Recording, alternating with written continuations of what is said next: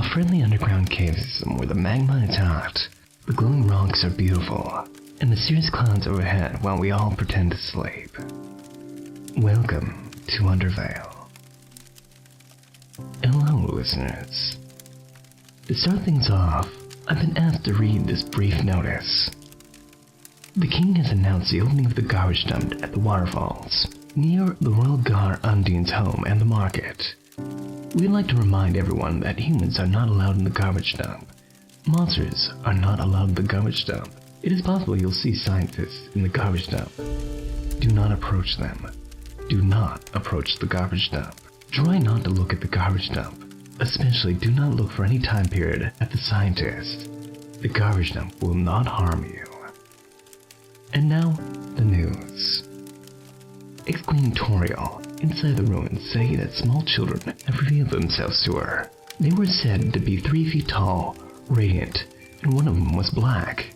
Said that they helped her with various household chores. One of them trimmed a tree for her. She's offering to sell the leaves which have been touched by the human child.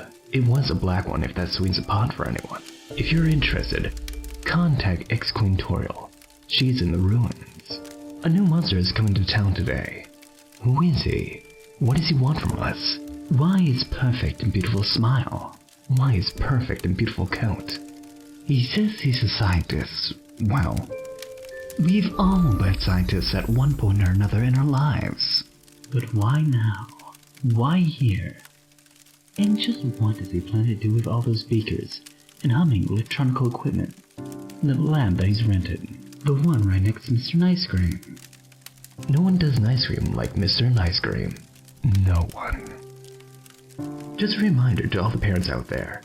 Let's talk about safety while your children play in the woods and the echo flowers.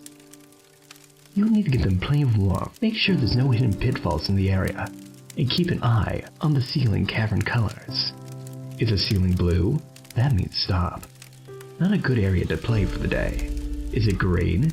That's the Royal Guard. They keep a good eye on the kids, and they hardly ever take one. Is it painted with complex murals depicting humans attacking?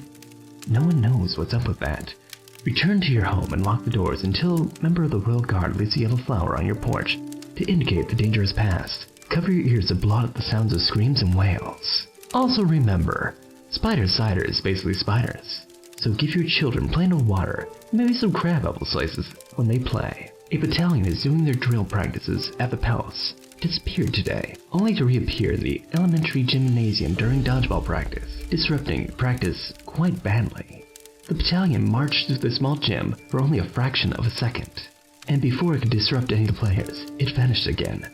This time, apparently for good. No word yet on if this will affect Snowmen's game schedule, and if this could possibly be the effect of their bitter rivals, the Hotland Steamers. The Hotland Steamers are always trying to show us up with their fancier uniforms, better pre-game snacks, and possibly transporting an entire battalion into our gymnasium, delaying practice for several minutes at least.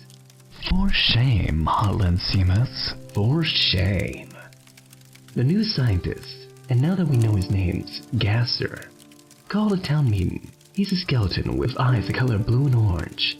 His lab coat is perfect, which we all hate and despair, and love the perfect coat in equal measure. Explainatorial brought butterscotch pies, which were decent, but lacked salt. She said the human children had taken her salt for a determined mission, and she hadn't gotten around to buying any more. Gaster told us that we are by far the most scientifically interesting community in the underground, and he had just come to study what was going on around here.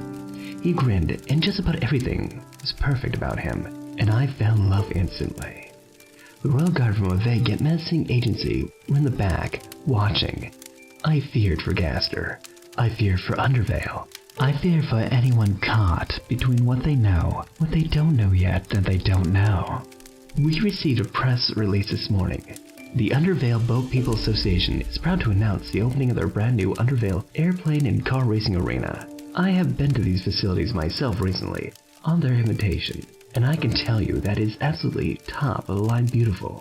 30 landing strips from eco-friendly post-consumer materials, a boardwalk for pedestrians, and plenty of stands ready for local food vendors and merchants to turn into a bustling marketplace.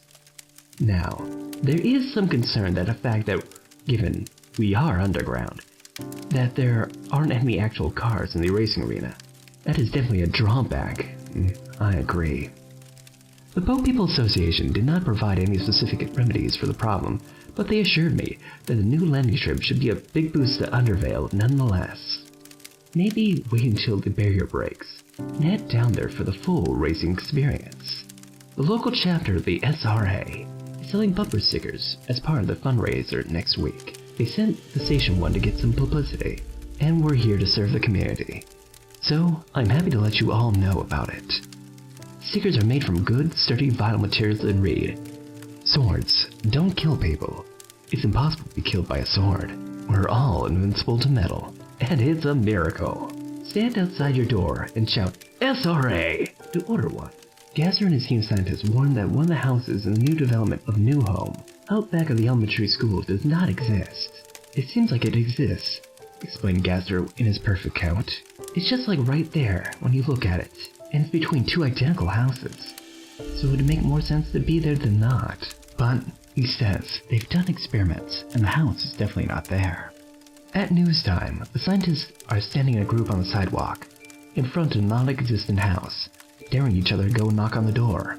A great howling was heard from the Undervale post office yesterday.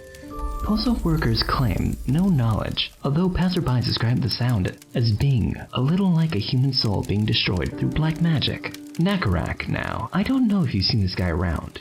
He's the one who appears to be maybe in human origin, yet he wears an orange outfit, a clown face and horns, and claims to be able to read tracks in snow and trees. He appeared on the scene, and swore that he would discover the truth. No one's responded, because it's really hard to take him seriously with that clown face. Lights could be seen over the hot dog stand. Not glowing traffic lights above the stand, something higher, and beyond that. We've caught on to their game. We understand the lights above the hot dog stand's game. Sunlight from another world. Ladies and gentlemen, the future is here, and it's about 800 feet above the hot dog stand. Gasser and his scientists are monitoring the station above Route 32. You see, the seismic monitors have been indicating mild seismic shift, meaning to say the ground should be going up and down all over the place. I don't know about you folks, but the underground has been still as a crust on a tiny globe rocking through an endless void should be. Gasser says that he's double-checked the monitors, and they are in perfect working order. To put it plainly, it appears as though catastrophic earthquakes are happening right in Undervale that absolutely no one can feel. Well, submit an insurance claim anyway. See what you can get, right, dear listeners? Traffic time, listeners. Now, the guards are issuing warnings about ghost cars on the highway. Those cars can be reaching unimaginable speeds, going for destinations unknown. Something more unknown. We recommend you do not set your speed for these vehicles. Doing so would not be following the flow of traffic. However, they do say it's probably safe to match speeds with the mysterious light in the sky, as whatever entities or organizations responsible appear to be cautious and reasonable drivers. And now, the weather.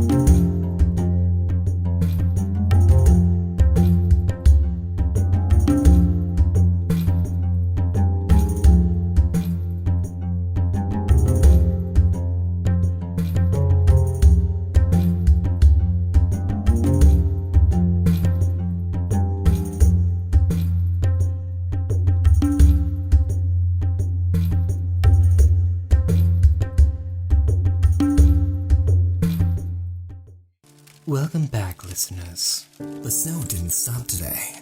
Gaster and his team of scientists report they're quite certain about it. They've checked a couple clocks. The snow didn't stop 10 minutes longer than it should have. I asked a couple questions, but it didn't have anything concrete. But they sat around a desk clock, murmuring and cooing.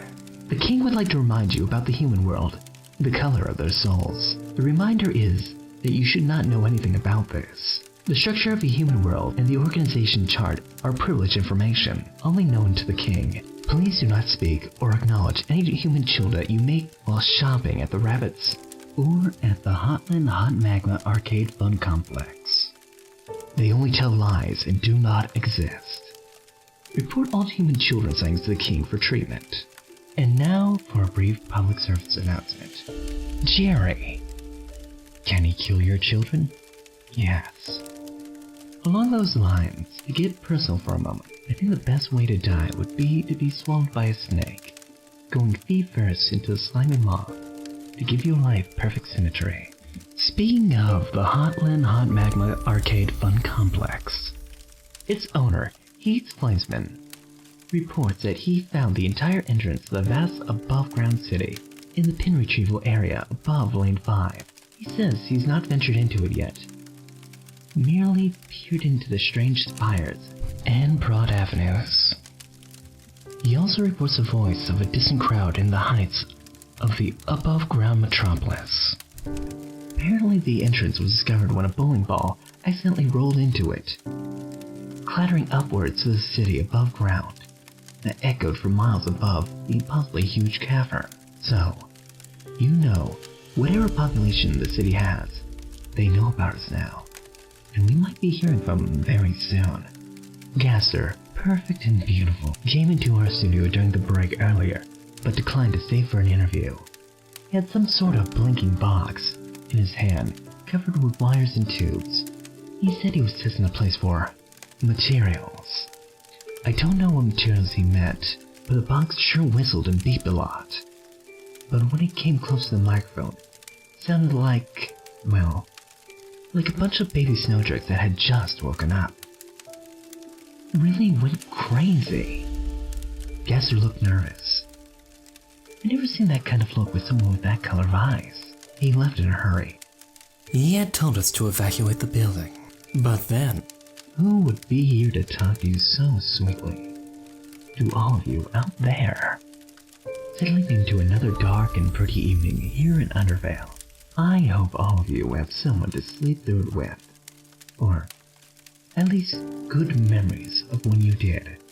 Good night, listeners. Good night. Tonight's proverb: where we're going, we won't need eyes to see.